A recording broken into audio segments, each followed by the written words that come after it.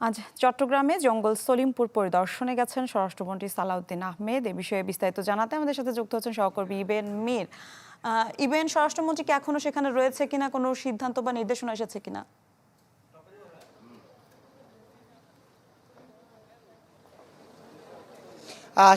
সাড়ে নয়টার পরই মূলত নিশ্ছিদ্র নিরাপত্তা বলতে গেলে নজিরবিহীন নিরাপত্তার মধ্য দিয়ে স্বরাষ্ট্রমন্ত্রী এই যে জঙ্গল সলিমপুরে প্রবেশ করেছেন।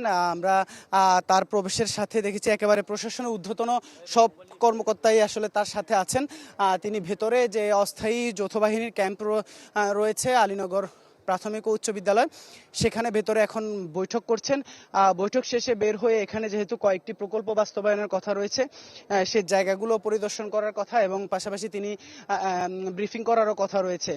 যেহেতু স্বরাষ্ট্রমন্ত্রীর আগমন উপলক্ষে এর আগে যে একটি অস্থায়ী ক্যাম্প নির্মাণ করা হয়েছিল সেটি আসলে উদ্বোধন করার কথা ছিল, সেটি কিন্তু সন্ত্রাসীরা সেদিন রাতে যে হামলা চালিয়ে গুঁড়িয়ে দিয়েছে। এরপর থেকে আসলে এই জায়গাটি নিয়ে আবারও টনক নড়ে, যার কারণে আমরা দেখছি যে একেবারে বলতে গেলে যে নজিরবিহীন যে নিরাপত্তা ব্যবস্থা, সেই নিরাপত্তা ব্যবস্থায় আজকে নিশ্চিত করা হয়েছে। এর পাশাপাশি স্বরাষ্ট্রমন্ত্রী বের হয়ে বলবেন যে আসলে কি পরিকল্পনা তারা নিচ্ছেন, এই রাষ্ট্রের ভেতর আরেকটি রাষ্ট্র আরেকটি আইন চলে যেখানে, সেই জায়গাটার নিয়ন্ত্রণ কিভাবে আসলে নিচ্ছে প্রশাসন। জি, ধন্যবাদ আপনাকে।